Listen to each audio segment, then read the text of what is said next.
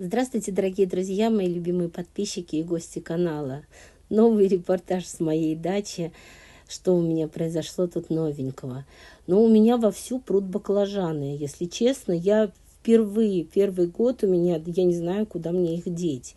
Потому что помидоры еще зеленые, еще завязываются, перцы еще не созрели. А баклажанов я уже сняла много, и опять они нарастают, как огурцы. И секрет оказался простой. Вот это вот у меня с того года проросла мелотрия. Значит, это африканский огурец, он как сорняк у них там. Я в том году его выращивала, вроде бы убрала все. Я не собиралась в этом году сажать. Вот видите, как маленькие арбузики, они такие полосатенькие. Это еще подрастет, они с большой крыжовник размером. А по поводу баклажанов секрета никакого нет. Просто подошел сорт. А сорт Алексеевский у меня баклажаны вдруг начал хорошо расти. Здесь вот у меня арбузик маленький завязался. Это оранжевый медок. Вот здесь вот замер, наверное, повыше. Хотя обычно растет тот, который выше. Вот этот тоже, видите, вот когда вот закрутился вот этот хвостик, на котором держится арбуз, значит, по идее, завязался. Будет начинать расти, я покажу. Но он может и отвалиться легко и непринужденно. Перцы вот эти вот мне тоже очень не понравились. Они не очень толстостенные, но они очень плодовитые. И называются алтайский плодовитый сорт. Имейте в виду, они прямо ранние. Можно уже хотя бы там куда-то в салатик или в рагу овощное. У меня сейчас кабачки, рагу. Вот смотрите, я уже заговорилась. Начали перекладывать плитку на дорожки, потому что она вся заросла. Ее укладывали просто на песок. Мы теперь поднимаем, подкладываем пленку черную. Слава богу, пленку мы это купили. 35 рублей метр, 3 метра шириной. То есть 10 метров 350 рублей. У нас где-то метров 7 мы уложили. Еще осталось около 3 метров. Мы поедем докупать в ближайший выходной. Во время небольшого урагана, или я не знаю, как не ураган, но наводнение было в Москве, а у нас вот ветром сломала грушу. Но она такая была уже, знаете, не желез, мне кажется. Она и так у меня сомнения сильные вызывала. Поэтому я выдохнула. Тем более мы ее посадили под проводами. Поэтому я боялась, что вырастет высокая. И надо будет как-то с проводами разбираться. Кабачки начали потихоньку. Это я уже собрала вчера. Но вот это новенькие начали нарастать, маленькие. Их, в принципе, через день можно собирать. А я сегодня планирую выкапывать чеснок, потому что он у меня перестоял уже, если честно. То жара была 38-36 градусов, в которой невозможно работать. Потом дожди начали такие, что ужас.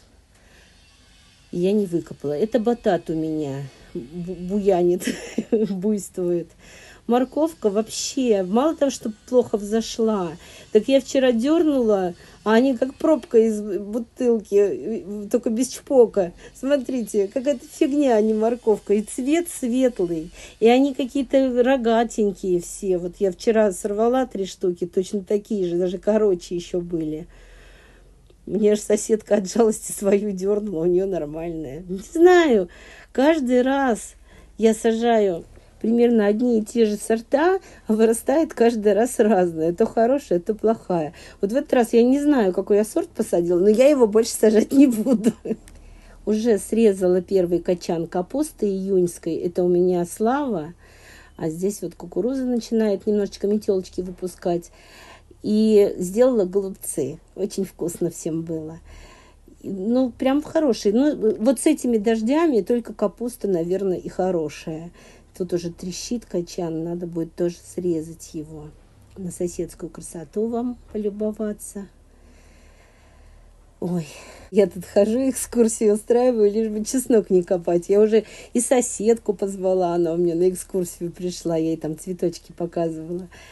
Лишь бы не работать.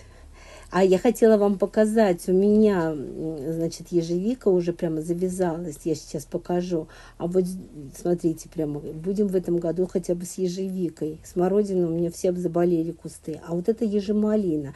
Вы мне скажите, вот она уже спелая или она еще должна потемнеть? Потому что у меня в первый год эти ягодки появились. толком мы еще не поняли. Вот здесь еще что-то завязалось. Щавель весь в траве у меня, надо его сорвать и хотя бы заморозить, если не сварить. Щи щавелевые. Но ежевика буйствует тоже. Здесь прям прекрасно. Я вообще все колючее удалила со своей дачи, кроме ежевики. Крыжовники мы все избавились, там вот все, что колючее, мы все убрали. Но ежевику оставили. Надо вот здесь вот с этой стороной разбираться. Здесь раньше малина росла, но теперь одна трава. И даже малина здесь вымокла или что там с той стороны забора канава. Вчера обработала, обрезала все пасынки на винограде, прополола его, там уже выше колена трава стояла, я пока он цвел, не подходила к нему. А сейчас уже все, ягодки начали расти, и я вечером его еще побрызгаю от болячек всяких. Надеюсь, это поможет, потому что ягодок много, надеюсь, мы будем с урожаем. Но здесь это не точно, потому что иногда бывает, что нападают болячки, и виноград начинает трескаться, весь гнить. У меня так был год один, когда я несколько ящиков выкинула потресканного винограда. Так что муж у меня 3 недели уже не косил. Мне прям стыдно показывать свой участок, но он в эти ближайшие выходные, вот, в которые вы будете смотреть это видео, он мне все покосит. Уличные помидоры, вот с другой грядки помельче, а здесь прямо, я не знаю, лоси какие-то. Это грядка с бамией, еще она пока не начала цвести даже. А это красоты я вам хотела показать. Васильки мои расцвели, астрочки на подходе, лилии я уже одну большую, вот с 3 бутона и 1 цветок ярко-розовый такой, я делала букет свекрови на день рождения, срезала. А вот эти вот цветочки у меня впервые, это я у женщины одной увидела на фотографии, спросила название, заказала и сразу же забыла название. Цветы посадила, а название не помню. Кто помнит, скажите. А это мы в выходные в прошлые ездили с мужем в лес за черникой. Обалденный сосновый бор. Мне очень там понравилось. Мы уже 2-й год ездим. Вы посмотрите только, вообще это сумасшествие. Весь лес в черничнике и весь черничник в чернике. Просто безумие. Мы собрали 17 литров, не разгибаясь. Вот у нас 2 вот таких 7-литровых ведерка, и еще одна такая у нас была формочка 3-литровая. Мы полностью все собрали. Это я дальше провожу экскурсию по даче. Здесь у меня руккола вся цветет, завалилась. Свеклу я рассаживала сюда. И руккола тут уже, надо ее то ли обрезать, то ли, как-то надо что-то сделать. Вот. Здесь редиска у меня, не знаю, уже 5-й раз сажаю, и каждый раз она у меня в стебель уходит. И вот даже вот эта маленькая на подходе, она уже тоже в стебель идет. Здесь вот на грядке, где малину я пересаживала весной, так как малина еще не разрослась, я с краешку посадила редьку черную. А мы с вами дошли до моих следующих теплиц, огуречная и помидорная. Огурцы мои немножечко исправились, если вы обратите внимание, уже и листья крупные стали. Там, конечно, надо удалить те листья, которые вот у них были такие вот больные. Но я еще не дошла до сюда, мне надо сначала с чесноком разобраться. Но огурчики мы уже собираем, салатики с огурчиками едим. Все нормально с ними. Ну и там у меня с той стороны напротив этих огурцов еще 3 огурчика посажены, которые маленькие еще. Здесь, конечно, травой все заросло, мне стыдно, но я думаю, что у всех на даче не идеально. Это вот разрастается кивано, надо будет тоже их заняться. Но это я, когда в эту теплицу зайду, я и полоть буду. Вот они, огурчики. Это кивано сюда уже пролезла. И полоть буду, и кивано обрезать, формировать. Это вот тоже все-таки кивано, а не огурец. И идем с вами в помидорную теплицу. Здесь у меня клумбочка маленькая. Некошенная трава. Хорошо, что здесь клевер, а то бы по колено трава пробиралась бы я тут. Так, вот помидоры. Помидоры начали завязываться и расти. Я их тоже обрезала пасынки, срезала нижние листья, не все, конечно. И сегодня тоже буду обрабатывать скором. Потому что они у меня фитофтору не хватают в теплицах, а зато они хватают кладоспориоз. И вот от кладоспориоза очень хорошо я в прошлом году опробовала скор. прям хорошо помогает. Я прям до осени была с помидорами, а так у меня к концу лета уже одни ковылки стоят вместо помидорных растений. Так, что я тут хотела? Опять мимо клумбы идем, опять красоту. Бамия. Я вот эти вот помидоры уличные хотела показать. Вы посмотрите, какие лоси. Там внутри есть уже завязи, а снаружи, ну, я не знаю, мне как-то... Это вот орех грецкий, который у нас сломался. Вот новые ветки начали расти. Мы их пытаемся как-то сформировать. По поводу помидоров скажите мне, может быть, что надо обрезать или что с ними сделать, проредить, потому что они не проветриваются. Морковки вот на этой стороне тоже полгрядки взошло, ровно половина. С клубникой вообще я не подхожу, а надо там мокрец этот разросся. Ну, сейчас уже буду заниматься, усы обрезать, прополю, все в порядок приведу. Так...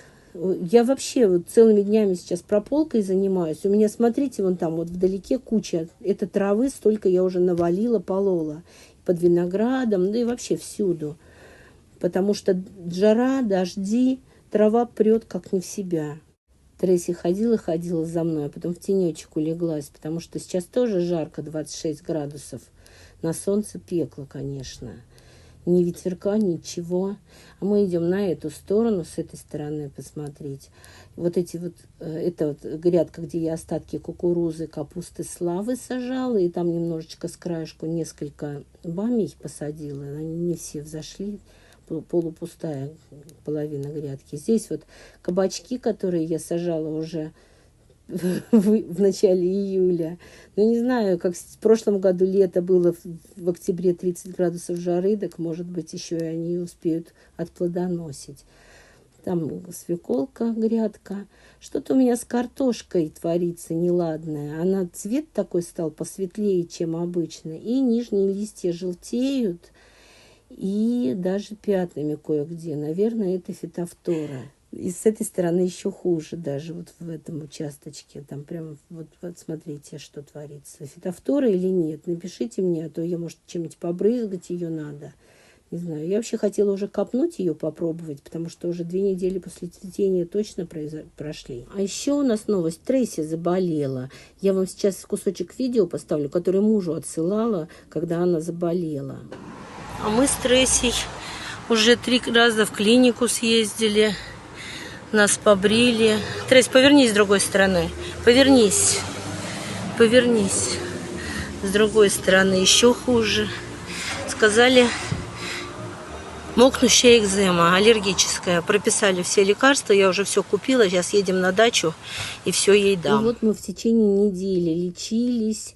Таблетки пили, энтеросгель, там всякое разное мазали. И сейчас у нее уже, конечно, эти все прошли. Теперь шерстка только нарастает, а то бритая девочка у меня ходит. Выкопала почти весь чеснок, остался на краешке совсем вот немножечко. Тут еще картошка попалась мне молоденькая. Но сейчас собирается сильный дождь, потому что со всех сторон потемнело, грохочет, гремит. Если честно, и так земля мокрая, хоть и выжимай. А сейчас дождь пойдет. Я постараюсь выкопать как-то вот этот остаток грядки и уже успеть хотя бы до дождя. Потому что совсем прямо и так мокрое все. Вот забыла в маленький чесночок еще один забрать. Видите, они и так уже все разваливаются на куски. Уже нету вот этих щетинок защитных или как чешуек. Щетинок. Вот здесь вот я уже его выкопала и сполоснула немножко от грязи, потому что они весь грязный, налипает грязь. Вот такой примерно чеснок. Это вот, который соседка зубчики давала, но свой чуть-чуть поменьше. Именно в этой грядке. Вот во второй грядке, я ее завтра буду копать, он такой же, как и соседский должен быть. Я туда крупный сажала. А в эту грядку я планирую посадить вот эту картошку старую, проросшую, она у меня с весны лежит. В октябре будем копать молодую. А это я снимаю уже на следующий день и с другой стороны. Выкопала уже вот эту грядку. Здесь уже я посадила картошку, но пока она не проросла, я сюда выкладывала выкопанный чеснок вот из этой грядки, которая слева. Я люблю без мужа копать, потому что он, конечно, быстро копает, но он сорняки оставляет. А я почти 2 ведра сорняков накопала тут, вместе с чесноком. Ну, вот такой чеснок среднего размера, не сильно прямо огромный, не с кулак, но лучше, чем у меня, допустим, в предыдущие годы был, крупнее, потому что я сажала крупнее зубчики. Я привезла из Брянска от сестры зубчиков, плюс мне соседка дала, и в результате вот еще добыча моя, 4 мытых картошки, это вчерашние, а здесь вот грязные, которые, это я сегодня еще накопала по чесноку. Хотя на этих грядках у меня в том году росли помидоры. Не могу даже вспомнить, когда там картошка росла, но каждый раз она прорастает. В следующем году, вот, видите, мелкого сколько, но в основном это те, которые со стрелкой, или вот однозубки мы сажали, и они просто побольше подросли, эти однозубки. Вот еще картошинка тут попалась. Мы ее к картошке кинем. Вот, так что, в принципе, я довольна. Вчера было больше чеснока, который разваливался, сегодня поменьше. Чем крупнее чеснок, тем он меньше разваливается, я так заметила. А сейчас опять я вот в соседнюю грядку буду сажать тоже картошку. Здесь у меня 14 штук я по этой грядке посадила. И осталось 13, ну, на краешке там редиска. Ну, должна же у меня редиска в этом году хоть раз вырасти. Посажу другой сорт, не знаю, посмотрим, как получится. Буду надеяться на лучшее.